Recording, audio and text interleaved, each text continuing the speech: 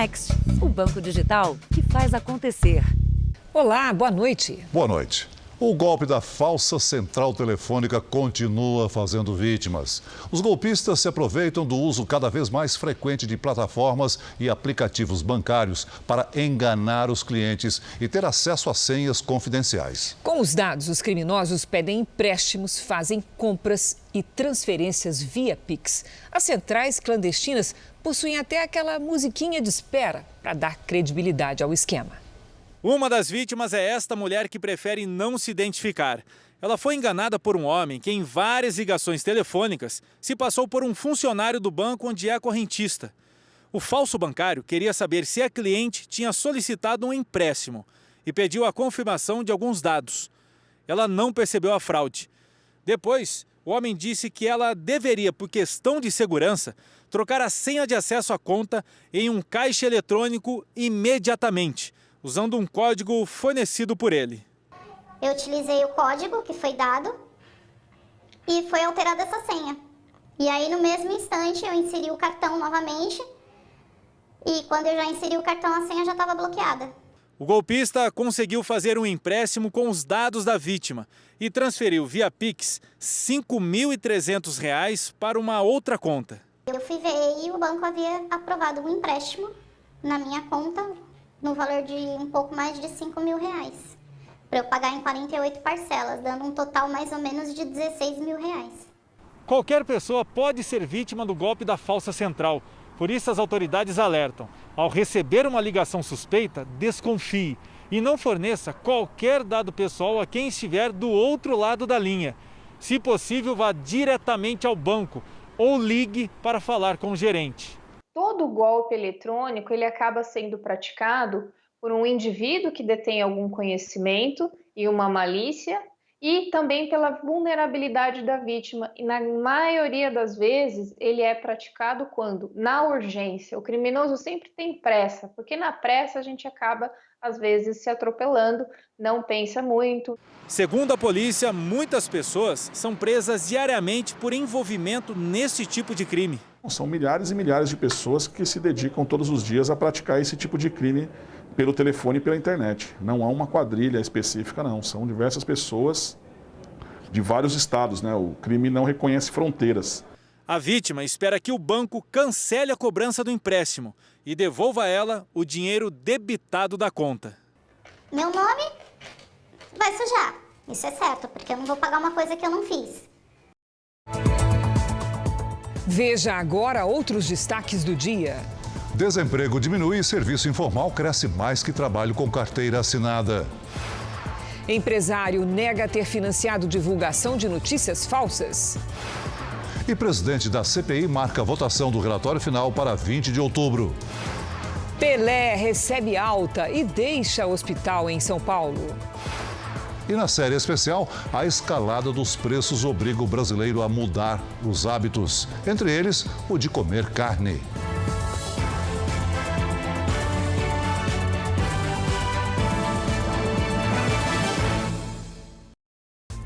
Oferecimento Bradesco. Pague do seu jeito, curta o futuro agora.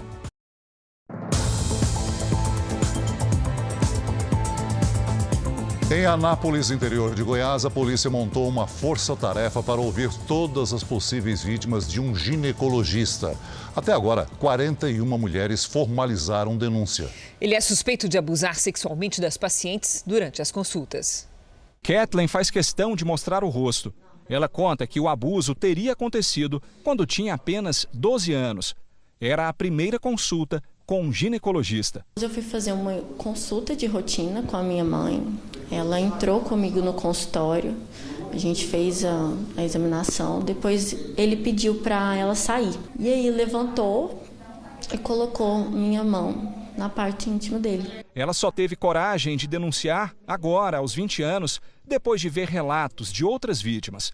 O médico Nicodemos Júnior Stanislau Moraes, de 41 anos, está preso na cadeia de Anápolis, a 50 quilômetros de Goiânia.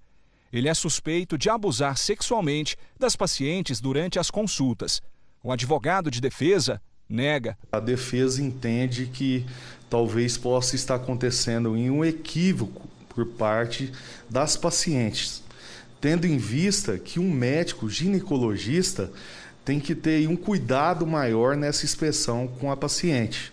Igual eu falo, ele está ali numa linha tênue, né? A Polícia Civil de Goiás montou uma força-tarefa para ouvir todas as possíveis vítimas. 41 mulheres formalizaram denúncia até agora. Apesar de já ter sido condenado pela Justiça em dezembro do ano passado por ter abusado de uma paciente em Brasília, o ginecologista continuava atendendo normalmente.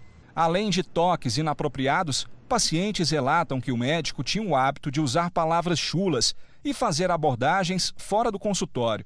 Nesta mensagem que a Record TV teve acesso, o médico se oferece para testar com a paciente um método contraceptivo. Bom, minha namorada já usou e eu não percebi diferença alguma. Posso testar? Brincadeira. Além de violação sexual mediante fraude, o ginecologista deve ser indiciado por estupro de vulnerável, já que algumas vítimas, como Kathleen, eram menores de idade. Eu não tive reação. Eu fiquei imóvel, sem falar nada, assustada. O presidente do Supremo Tribunal Federal, o ministro Luiz Fux, revogou hoje a liminar que suspendia o passaporte da vacina na cidade do Rio de Janeiro. Com a decisão, o comprovante de vacinação contra a Covid volta a ser exigido em locais de uso coletivo como cinemas, clubes, academias e pontos turísticos da capital. Ontem, o Tribunal de Justiça do Rio de Janeiro havia acatado o pedido de uma aposentada que alegou não ter liberdade para circular. Telão do JR traz agora a atualização dos números da pandemia. Com dados oficiais do Ministério da Saúde, o país tem mais de 21.427.000 casos da Covid-19. São mais de 596 mil mortos. Foram 627 registros de mortes nas últimas 24 horas. Também entre ontem e hoje, mais de 20 mil pessoas se recuperaram. No total, já são mais de 20.425.000 pacientes curados e mais de 405 mil seguem em acompanhamento. Em setembro, o Brasil teve o menor número de mortes e de casos de Covid em 2021.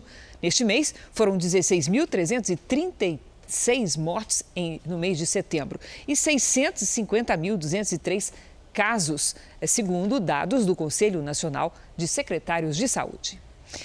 Um investimento gigantesco de dinheiro público deixado para trás. O complexo petroquímico da Petrobras, na cidade de Itaboraí, no Rio de Janeiro, consumiu o equivalente a 40 bilhões de reais. Ele foi considerado o maior projeto da estatal na história, lançado em 2006 no governo Lula. Mas até hoje não produziu nenhum barril de petróleo. A obra está parada há 6 anos e deixou dívidas aos moradores que apostaram que o projeto iria mudar a vida deles.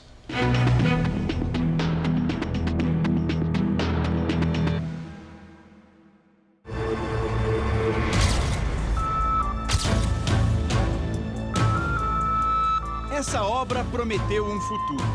A cidade acreditou. Aqui era pra gente dar um saldo e acabamos levando um tombo.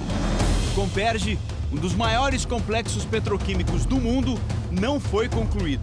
Itaboraí, na região metropolitana do Rio de Janeiro, não se reergueu.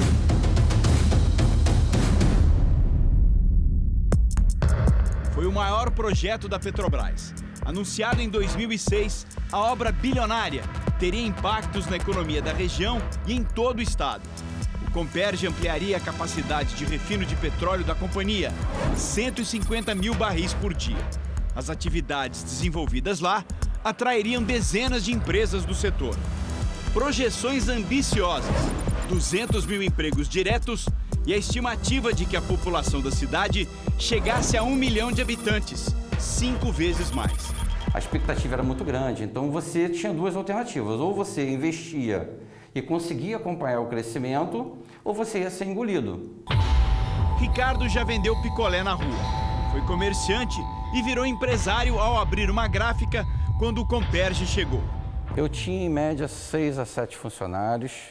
Cheguei a 17, com expectativa de aumentar, de chegar a 20 ou 25. Só que a partir de 2014, a Operação Lava Jato descobriu contratos superfaturados da Petrobras. Os custos ficaram inviáveis, provocando a fuga de investidores. As dívidas da estatal aumentaram e ela também foi obrigada a reduzir investimentos. Quando o Comperj silenciou em 2015, as vendas do empresário minguaram. O sonho de prosperidade de Ricardo parou no tempo. Tudo que ele investiu está aqui, nesse galpão. São dezenas de máquinas. Custaram há 10 anos R$1 milhão. Mas o pior é que todos esses equipamentos são antigos, obsoletos, sem valor de mercado. No máximo, serão vendidos para o ferro velho. Uma vida inteira perdida, são anos e anos de trabalho que você dedicou e foi tudo por água abaixo. Todo aquele sonho que nós tínhamos se acabou. Assim que o Comperj fechou as portas, Itaboraí perdeu o fôlego. O mercado imobiliário foi drasticamente afetado. 15 anos depois, esqueletos de concreto são a nova paisagem da cidade. Os prédios que ficaram prontos estão vazios. O município ganhou 2.000 novos apartamentos e 8.000 salas comerciais, a maioria desocupada. Arquitetura moderna para atrair executivos e investidores. Empreendimentos projetados para receber os empresários. Esse heliponto aqui, por exemplo, foi construído única e exclusivamente imaginando um intenso tráfego de helicópteros que deveria acontecer na região. Mas a verdade é que depois de mais de 6 anos, nenhuma aeronave decolou ou pousou aqui. A previsão da Petrobras era gastar 8 bilhões de dólares, o que equivaleria hoje a mais de 40 bilhões de reais para fazer o Comperj. Mas custou quase o dobro, 75 bilhões de reais, sem nunca ter produzido um barril de petróleo. É investimento que eles chamam de afundado. É uma perda irrecuperável, investimento mal feito e que se perde. Era um projeto megalomaníaco que tinha de tudo um pouco. Para o especialista, as refinarias que nunca funcionaram poderiam diminuir os custos dos combustíveis no país.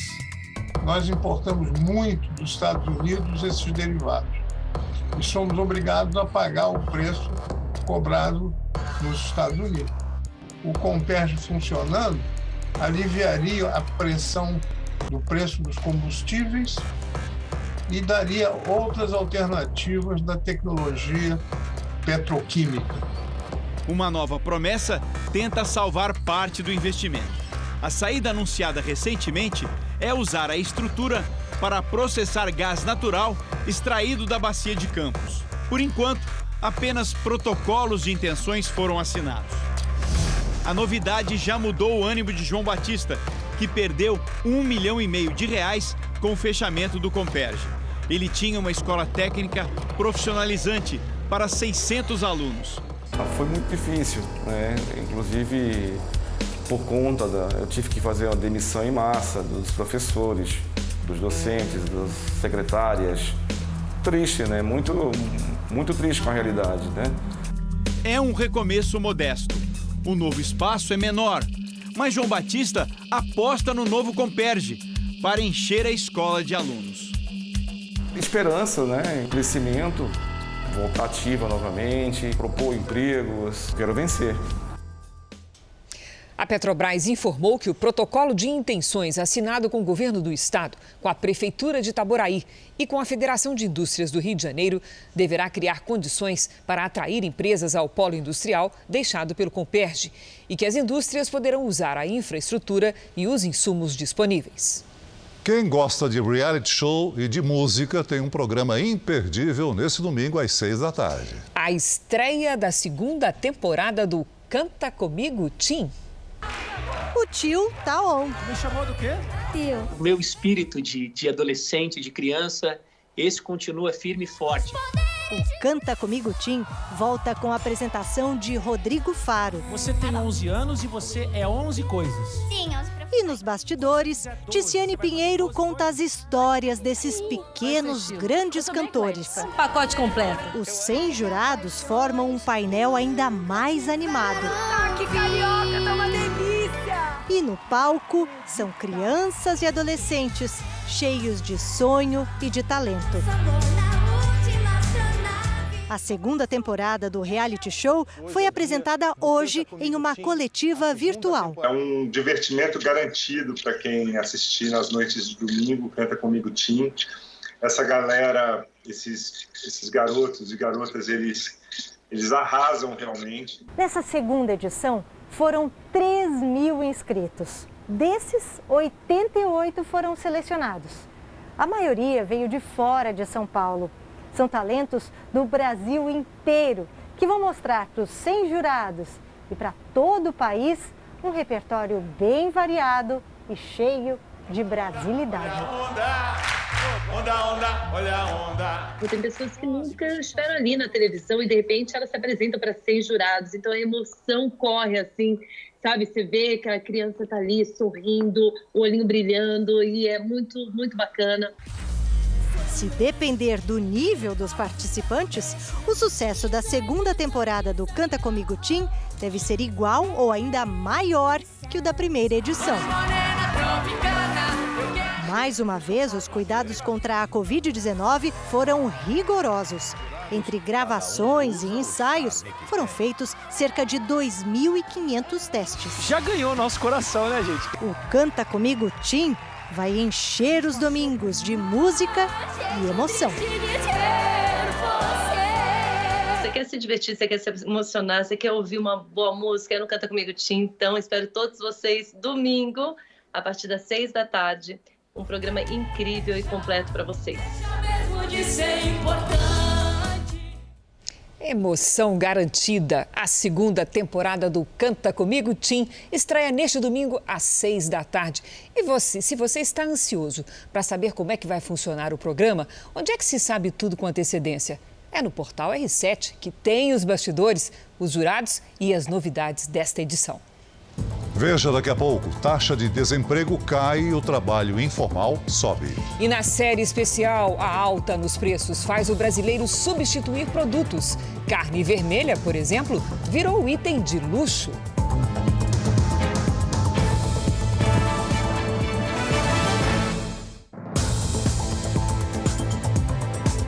O presidente Bolsonaro esteve hoje em Minas Gerais. Durante uma cerimônia para lançar o projeto de ampliação do metrô de Belo Horizonte, ele voltou a falar em parcerias com o Congresso para conter a alta dos combustíveis. O presidente sancionou o projeto de lei que destina 2,8 bilhões de reais em recursos federais para a ampliação e modernização do metrô de Belo Horizonte. O evento fez parte das comemorações dos 1000 dias do governo. No discurso, Bolsonaro elogiou um garoto vestido com a farda da Polícia Militar. A partir desse momento, o Daniel, de 6 anos, vai fazer a minha segurança aqui em Minas Gerais. Esse garoto aqui falou que quer ser policial militar. O sonho dele vai ser realizado, se Deus quiser. Lá atrás eu era de falar pouco. De repente eu comecei a falar um pouco demais. E isso sobram críticas. Mas a minha arma é essa tribuna. Pouco depois, o presidente foi interrompido por uma manifestante contrária. 600 dias. Ela foi retirada por seguranças. Durante o evento que marcou o lançamento do Centro Nacional de Vacinas, o presidente Jair Bolsonaro voltou a defender o direito dos brasileiros de não se vacinarem. Nós conseguimos a vacina para todos os brasileiros, que assim achar que deve se vacinar, que se vacine. Mas respeitamos o direito daqueles que porventura não querem se vacinar. Respeitar o direito de ir e vir, respeitar o direito ao trabalho, a liberdade de culto, não aceitar o passaporte da Covid. Como tem feito nos últimos dias, o presidente admitiu a gravidade da inflação em alta e defendeu o projeto que fixa o valor do ICMS dos combustíveis. A iniciativa deve ser votada na semana que vem na Câmara. Reclamamos também de inflação no Brasil, que está alta. Sim, está alta. O Brasil é autossuficiente. Temos que buscar formas legais, obviamente, de resolver esse problema. Temos gás no Brasil, somos autossuficientes em petróleo. Produzimos pouco mais de 3 milhões de barris por dia. Ninguém quer quebrar contratos. Mas ajustá-lo, reajustá-lo, podemos fazer isso. O presidente da Câmara falou que deve votar essa semana ou a semana que vem um projeto de lei complementar de nossa autoria, definindo o valor do ICMS em números e não em percentuais. Ninguém quer brigar com governador nenhum. Queremos que o parlamento regulamente uma emenda de 2001, para que cada um tenha a sua responsabilidade no preço final de qualquer produto, em especial no que está sendo discutido aqui, a questão dos combustíveis. Depois do evento, o presidente se reuniu com empresários mineiros e retornou a Brasília. Neste ano, o Brasil vai estourar o limite da meta de inflação fixada pelo Conselho Monetário Nacional. E quem diz isso é o próprio Banco Central. Num relatório divulgado hoje, o Banco Central afirma que a taxa em 2021 deve ser de 8,5%, com 100% de chance de ultrapassar o teto da meta, que é de 5,25%.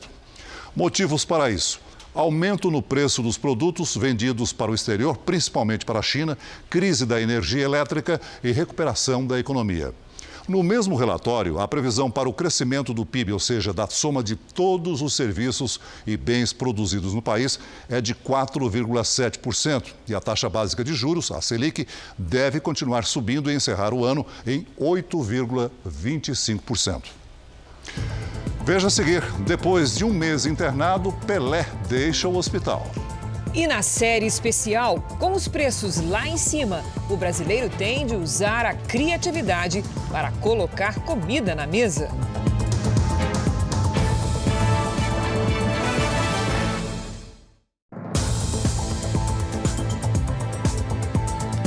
12 pessoas foram presas no interior de São Paulo durante uma operação da Polícia Civil. O grupo é suspeito de fazer parte de uma quadrilha que traficava drogas. A lavagem de dinheiro era feita por meio da venda de carros e da compra de imóveis.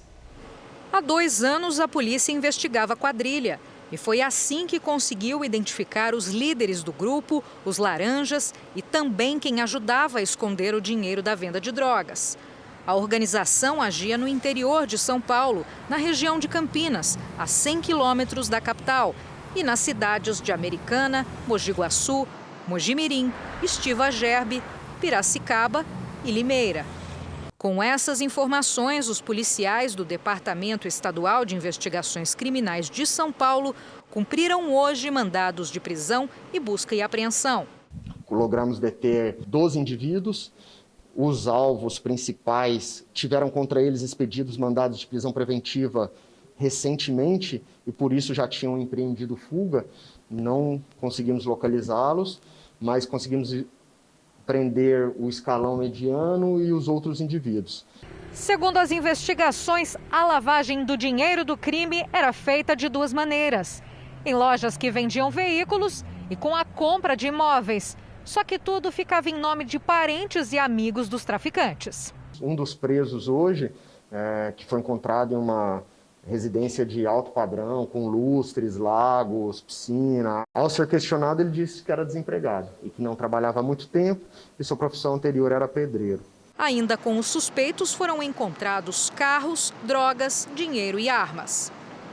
O desemprego no Brasil dá sinais de recuperação. O número de pessoas sem trabalho diminuiu e, segundo o IBGE, mais de 50% das pessoas em idade produtiva estão no mercado. Por outro lado, o trabalho informal cresce mais do que com a carteira assinada. Hoje, na empresa de prestação de serviços, teve um café da manhã especial. Comemoração das 600 contratações só no último mês. Jaqueline foi uma das que conseguiram uma vaga. A gente está vendo muitas pessoas entrando em depressão porque estão em casa. Então, quando a gente busca, quando uma empresa abre a porta, a emoção a gente nem sabe como se expressar. Assim como Jaqueline, pelo menos 3 milhões de pessoas também voltaram ao mercado de trabalho entre maio e julho deste ano. Com isso, hoje, mais da metade da população está ocupada. A taxa de desemprego neste período caiu 1 ponto em relação ao trimestre anterior. Passou de 14,7% da população ativa para 13,7%. No entanto, 14,1 milhões de pessoas ainda procuram uma ocupação. É importante destacar que esse crescimento da ocupação ele foi observado em diversas atividades econômicas, valendo registrar os casos da construção, dos serviços domésticos e de alojamento e alimentação. Na avaliação do IBGE, os números mostram que houve reação do emprego com carteira assinada, que cresceu 13,5% no último trimestre. Mas, por outro lado, é a informalidade que continua impulsionando o aumento da população ocupada. O número de trabalhadores sem carteira assinada ou que vivem de bicos praticamente dobrou, 6%. Mesmo com a recuperação, o país tem hoje 5 milhões a menos de ocupados do que antes da pandemia. E o caminho na direção do patamar do início de 2020 ainda é longo. A atividade econômica é o que vai gerar emprego no futuro. Quanto mais essa atividade estiver a pleno vapor, mais empregos eu vou gerar depois. Um padre é suspeito de assediar e abusar de monges num mosteiro no interior de Minas Gerais. Ele foi afastado da igreja e hoje ele mantém um consultório de psicanálise no interior de São Paulo. Segundo as vítimas, os abusos cometidos pelo padre da Igreja Católica, Hernani Maia dos Reis, teriam ocorrido nesse mosteiro durante a clausura, na zona rural da cidade de Monte Sião, interior de Minas Gerais. A gente já sabia que tinha acontecido o fim do mosteiro, né? Porque havia saído muitos monges e que tinha, sim, alguma coisa. É uma coisa, assim, que não devia acontecer ainda mais com um ser humano nenhum, né?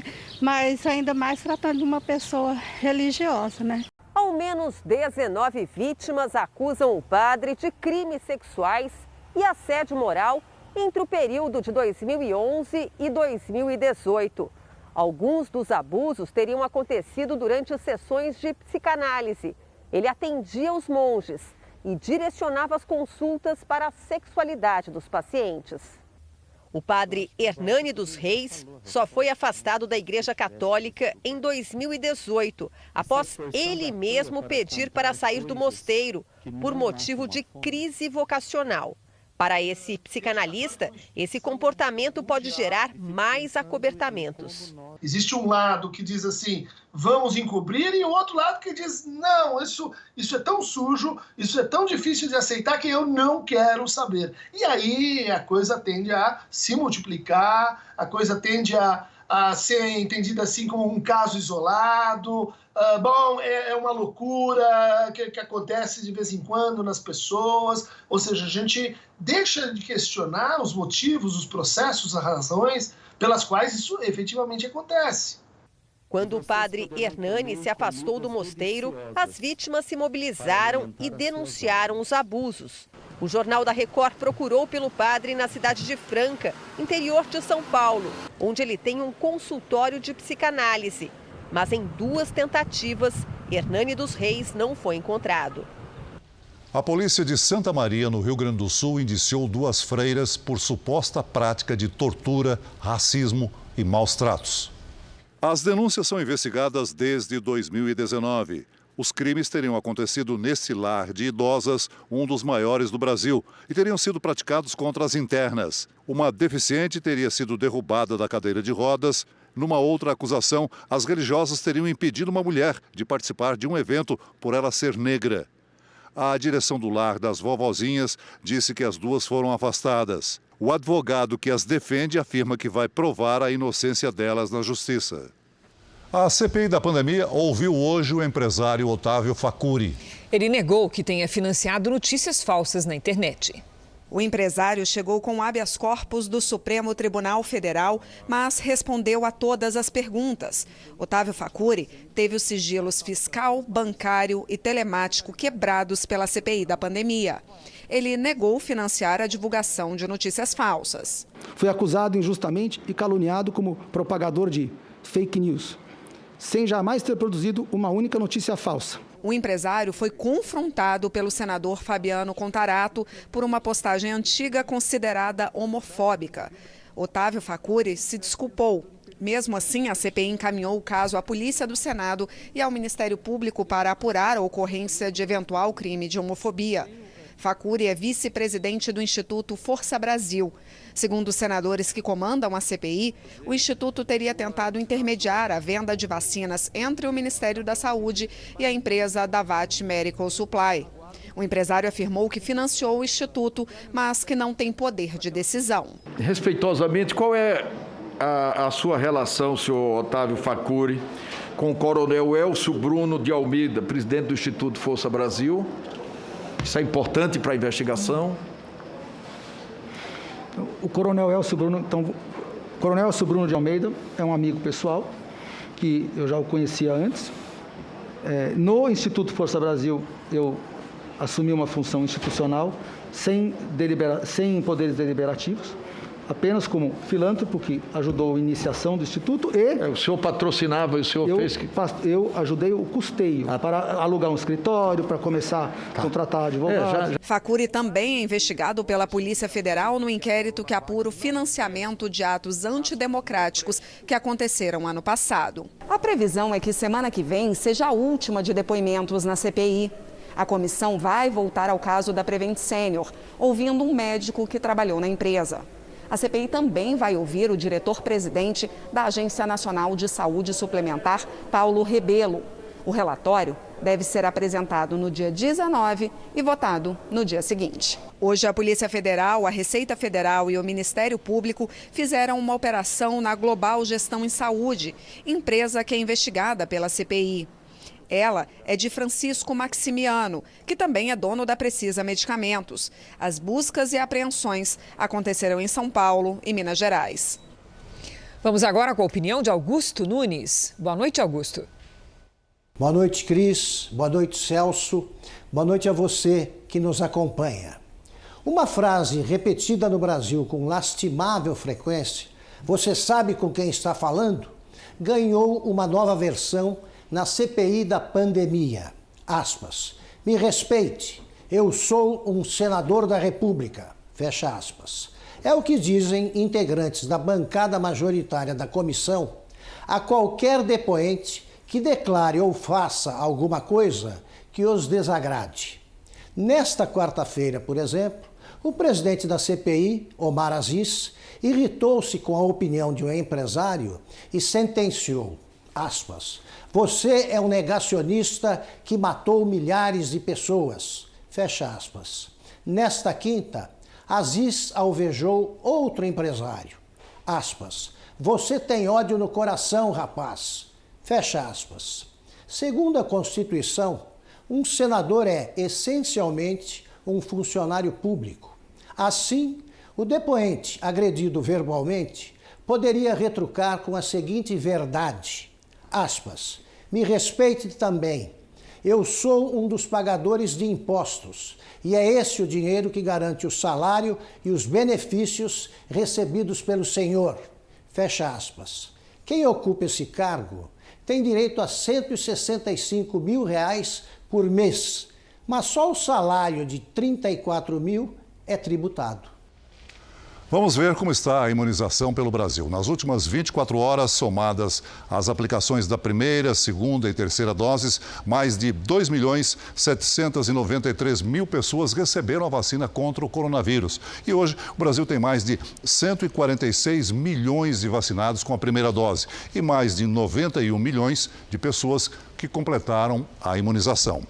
No Amazonas, mais de 2.524.000 pessoas receberam a primeira dose da vacina, ou seja, 59,13% dos moradores. Na Bahia, mais de 9.774.000 pessoas foram vacinadas. Isso representa 65,23% da população.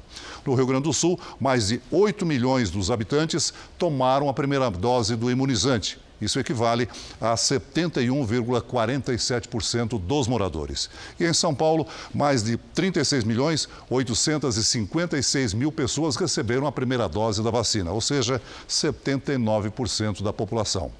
No portal r7.com você pode acompanhar a situação de todos os estados no mapa interativo. Parlamentares, advogados e líderes religiosos voltaram a se manifestar contra o decreto do governador de Pernambuco, Paulo Câmara, do PSB, publicado esta semana. O documento exige dos fiéis a apresentação de teste negativo de Covid-19 ou comprovante de vacinação em celebrações religiosas com mais de 300 pessoas. Desde que foram reabertas, as igrejas e templos religiosos têm obedecido o distanciamento social e os protocolos sanitários nas celebrações. Aferição de temperatura, álcool em gel, uso de máscara, espaço entre os assentos. Regras que não são cumpridas no transporte público, por exemplo. Quanto mais bem protegidas estiverem essas pessoas, considerando que essas pessoas devem utilizar máscara e manter um distanciamento de, no mínimo, 1 metro, né, mais seguro eu vou estar. Porque a gente sabe que a vacinação ela vai aumentar o seu nível de proteção a partir de 14 dias da segunda dose. No meu entendimento, essa medida ela é inócua porque ela está se referindo apenas a um determinado ramo, um determinado tipo de atividade, que são as reuniões religiosas. Um estudo recente da Fiocruz Pernambuco concluiu que entre os lugares com maior risco de contaminação pelo coronavírus, os terminais de ônibus aparecem na primeira posição, na frente até mesmo dos arredores de hospitais. A pesquisa levou em consideração 2 condições: o grande fluxo e a alta concentração de pessoas. Dados oficiais mostram que menos de 40% dos moradores de Pernambuco estão com a imunização completa. Também é alto o número de pessoas com a segunda dose em atraso. São mais de 350 mil pernambucanos. Para líderes religiosos, a exigência do comprovante de vacinação nas igrejas ameaça a liberdade dos fiéis. Ele está proibindo o direito de liberdade da pessoa. A pessoa de ir à igreja, de ir ao culto. Quer dizer, se a pessoa não tiver imune, não tiver vacinada, ela não vai participar do culto, ela não vai assistir o culto, ela não vai entrar na igreja. Assim, a gente não pode impor às pessoas, nem impedir as pessoas de participar do culto, porque elas não estão imunes. Em Brasília, parlamentares também reagiram com duras críticas à determinação do governo pernambucano. Olha, consideramos uma arbitrariedade por parte do governador Paulo Câmara, um desrespeito total, principalmente ao direito do cidadão. O atestado de vacinação garante o quê? A pessoa pode ter se vacinado e de repente passou em algum lugar, se contaminou, chegou numa reunião, vai contaminar as demais pessoas. E o teste de Covid? Quem vai pagar? É tão fácil, o governo vai bancar? Essa é uma decisão arbitrária e vai contra o próprio decreto do governo federal que torna essenciais as atividades religiosas. Este decreto chega a ser caracterizado como uma forma de preconceito aos princípios cristãos.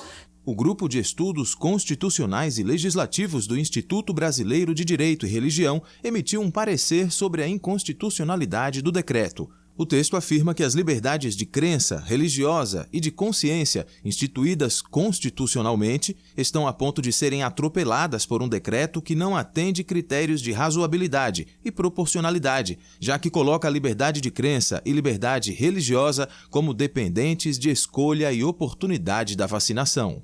Ser contra o decreto não é ser contra a vacina. Ser contra o decreto é ser a favor das liberdades civis fundamentais e ser a favor também das pessoas que não têm condições de fazer um teste de PCR ou que não podem se vacinar por prescrição médica, mas ao mesmo tempo elas precisam ir no culto, elas precisam ir na igreja. Deputados gaúchos questionam os gastos do governador Eduardo Leite em viagens pelo país. O político intensificou as viagens para fora do estado desde que se lançou como pré-candidato do PSDB às eleições do ano que vem.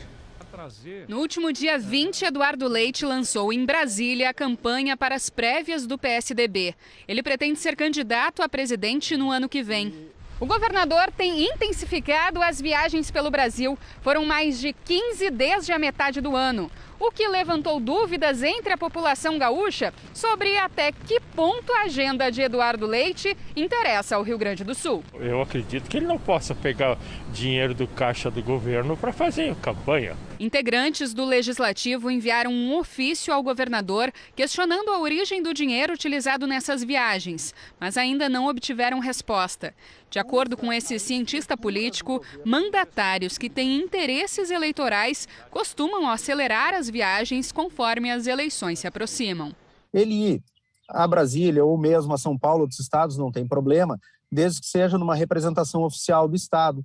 Então se casa uma agenda específica, né, se fabrica uma agenda, não estou dizendo que o governador fez isso, mas isso é o comum, se cria um fato político, se cria uma agenda para justificar o deslocamento e aproveitar para fazer essa estrutura política.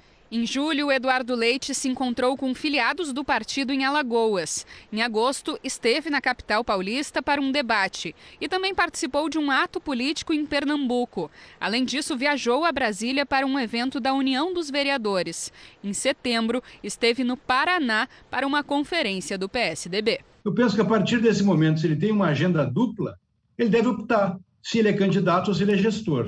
Porque eu não consigo conciliar isso com eficiência administrativa. Não consigo chegar no conceito de eficiência administrativa que a Constituição refere. Tentamos contato com o governador Eduardo Leite, mas ele não respondeu aos questionamentos. A seca mais severa dos últimos anos atinge uma das regiões mais bonitas do país. No interior de Minas, a falta d'água revela outro drama: a morte de muitos peixes. A esperança chega através de moradores locais que improvisam resgates que podem salvar espécies. O que antes era riacho virou um filete d'água. E entre as pedras do que sobrou do córrego Soberbo, na Serra do Cipó, em Minas Gerais, peixes agonizam por falta de oxigênio. Cara, foi do nada, porque a gente estava indo para dar um mergulho no rio, né? E para ter acesso a esse rio, nós passamos por onde tem esse córrego Soberbo. Aí, passando lá com alguns amigos, uns primos meus lá, nós vimos essa situação. Peixe agonizando, procurando oxigênio na água, alguns enterrados na lama já. A cena comoveu os moradores, que imediatamente começaram a salvar as espécies. Colocado em baldes e garrafas plásticas, o cardume foi transportado e solto no rio Cipó, a 200 metros do Ribeirão. Para os ambientalistas, o resgate inesperado aumenta a possibilidade de sobrevivência das espécies. Há um mês da piracema, período de reprodução dos peixes, o desafio tem sido administrar os impactos da seca na natureza e torcer para que a chuva, que parece próxima, venha logo. O mapa da Agência Nacional de Águas mostra o avanço da estiagem no Brasil entre agosto do ano passado e agosto de 2021. Regiões que não tinham crise hídrica agora experimentam seca moderada ou grave. As queimadas que estão acontecendo na Amazônia interferem muito aqui na região sudeste. Caiu granizo hoje no Espírito Santo e em Minas Gerais. Já no interior do Nordeste, são mais de 200 dias sem chuva. Vamos conversar com a Lidiane Sayuri. Boa noite, Lid. Estamos longe de um equilíbrio. Como é que vai ser? Vamos lá, Cris. Boa noite para você, Celso, a todos que nos acompanham. Olha, a partir da segunda quinzena de outubro e no mês de novembro, a quantidade de chuva aumenta nas áreas mais secas. Agora, temos pouquíssimas nuvens de chuva no interior do Nordeste. Nesta sexta, o tempo segue firme entre o norte de Minas Gerais e o interior da Bahia. Tem previsão de pancadas, mesmo que isoladas, em todos os estados do centro-oeste. Assim também deve ser o dia na região norte. No sul, uma nova frente fria se forma nas próximas horas e provoca temporais nos 3 estados. Atenção, viu? Porque tem risco de ventanias e transbordamentos. Em Florianópolis, temporais com máxima de 23 graus. No Rio de Janeiro faz 29, com chuva à tarde. Em Manaus, chuva e sol com 33 graus. Em São Paulo, vem chuva forte a partir da tarde. Máxima de 28 graus. No sábado faz até 25. No domingo, 28 também e na segunda-feira, 26 graus. Vamos ao Tempo Delivery. Previsão para o Maxwell de Uberaba, Minas Gerais. Vamos lá. Maxwell, os próximos dias serão abafados. Mesmo com previsão de pancadas de chuva à tarde e à noite, a temperatura fica em torno aí, dos 36 graus. A Rosane e o Luiz nos acompanham direto de São Luís, no Maranhão. Rosane, Luiz, sexta-feira com sol, algumas nuvens e chuva passageira com 32 graus. No sábado, as pancadas de chuva acontecem à tarde e à noite, faz até 31. Aí, no domingo, para de chover. Participe do Tempo Delivery também pelas redes sociais com a hashtag #VocêNoJR. Até amanhã, gente. Obrigada, Lidy. Até amanhã. O governo Biden correu o risco de ter suas despesas paralisadas por falta de um orçamento aprovado pelo Congresso. O prazo se encerrava agora à meia-noite. A solução veio nas últimas horas antes do bloqueio. Primeiro, os senadores e depois os deputados fecharam um acordo para prorrogar o orçamento do governo federal até 3 de dezembro. E o presidente Biden sancionou o texto. Se isso não acontecesse, a administração estaria paralisada. O acerto de última hora adia o problema para daqui a 2 meses. O Partido Republicano de oposição insiste que não pode haver aumento no limite de endividamento. De volta ao Brasil, após um mês internado em São Paulo, Pelé recebeu alta hoje no fim da tarde. O ex-jogador passou por uma cirurgia para a remoção de um tumor no intestino. Segundo o boletim médico, o estado de saúde de Pelé é estável. Ele agora fará quimioterapia para dar sequência ao tratamento. No fim da tarde, o rei do futebol publicou uma foto ao lado da equipe médica e agradeceu as mensagens de apoio que recebeu no período em que esteve hospitalizado. A série do Jornal da Record, Infância em Risco, que foi ao ar em março, ganhou hoje o Prêmio de Comunicação Fundação José Luiz Egídio Setúbal. As 5 reportagens do Jornal da Record falaram sobre um tema delicado: maus tratos na infância. A Record TV concorreu na categoria com mais 4 finalistas. Mariana da Cunha Soares, da TV Record. As reportagens refletiram uma triste realidade. Segundo o Ministério dos Direitos Humanos, durante a pandemia, uma criança ou adolescente sofreu violência ou abuso sexual a cada 10 minutos. Eu não me senti em casa na minha própria casa, entende? As reportagens foram de Cleisla Garcia e Vanessa Libório, no Rio de Janeiro, e Guilherme Mendes, em Belém. O preço da carne vermelha disparou e se tornou um item de luxo para muitas famílias. Na série especial de hoje, você vai ver como a inflação obrigou os brasileiros a mudar o que colocam na mesa.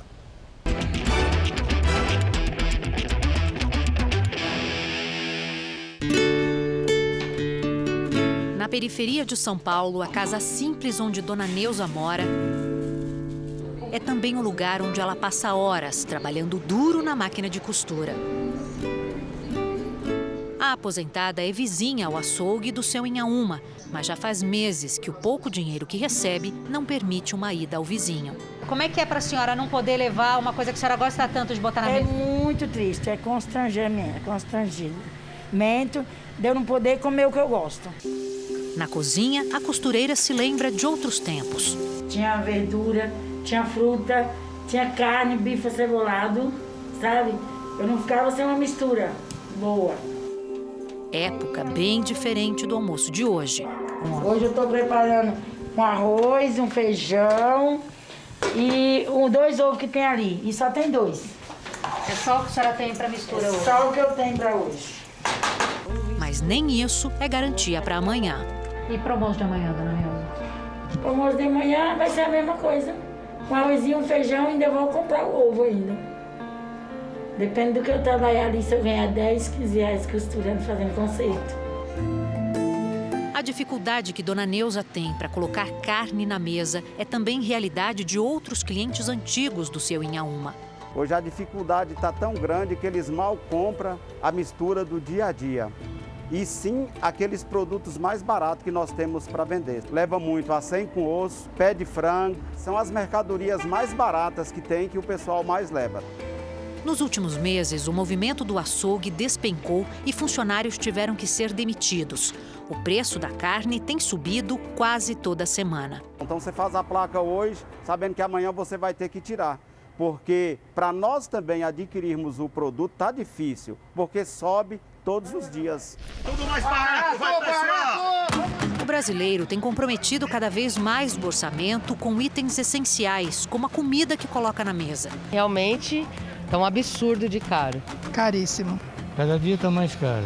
No mês de agosto, o setor de alimentação e bebidas teve alta de cerca de 1%, quase o dobro da variação registrada em julho, segundo o IPCA 15, índice do IBGE, que mede a inflação para as famílias. O alimento que é produzido aqui no Brasil também é consumido por milhões de pessoas pelo mundo. E essa demanda aumenta agora que muitos países se recuperam da pandemia. Além disso, o valor do dólar tem tornado as exportações mais atraentes para os produtores nacionais. Com o aumento das vendas para o exterior, faltam produtos aqui dentro e o preço sobe. Direciona esse produto para fora, menos sobra produto aqui dentro e, naturalmente, a gente tem cada vez mais essa pressão em preços. Para este especialista, a escolha do ministro Paulo Guedes em desvalorizar demais o real frente ao dólar piorou muito a situação. Haveria uma tendência de desvalorização? Sim. Mas tinha razão para o Brasil ser uma das maiores do mundo, como aconteceu no passado? Não, a não ser a própria política econômica, que, insisto, segundo o próprio ministro, buscava esse dólar alto. No supermercado, as etiquetas têm sido trocadas com frequência. O consumidor olha, confere o preço de novo, mas está difícil de acreditar. Carne está horrível o preço. O que você comia antigamente, as despesas que você fazia, hoje você não faz mais. Para a dona Terezinha, que tem renda mensal de R$1.000 como diarista, a conta não fecha. Como é que tá aí para fazer as compras para colocar comida em casa? Tá demais, a gente compra porque precisa, porque o dinheiro não dá não. Se os alimentos estão mais caros, o preço da cesta básica, que ainda inclui higiene e limpeza, sobe também. Na maior cidade do país, a alta em agosto foi de 1,15% em relação a julho, segundo o levantamento mensal feito pelo Procon em parceria com o Diese. O quilo da batata, por exemplo, ficou quase 28% mais caro de um mês para o outro.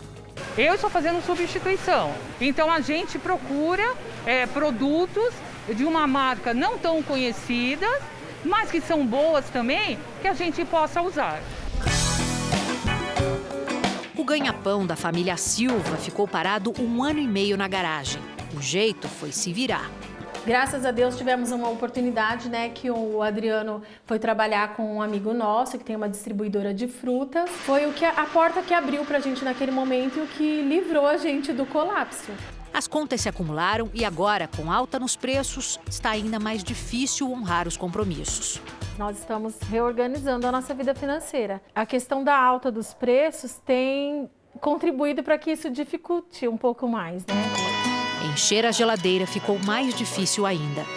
A gente pesquisa muito antes de comprar, aproveita ofertas e também evitamos comprar carne vermelha, né? A saída por aqui foi recorrer à criatividade na cozinha. E aí a gente acaba optando por comprar frango, carne de porco. Então a gente faz essas substituições. E a gente vai variando o cardápio dessa forma. O Jornal da Record termina aqui. A edição de hoje na íntegra e também a nossa versão em podcast estão no Play Plus e em todas as nossas plataformas digitais. E à 00:30 tem mais Jornal da Record. Fique agora com a novela Gênesis. A gente se vê amanhã. Até lá. Boa noite e até amanhã.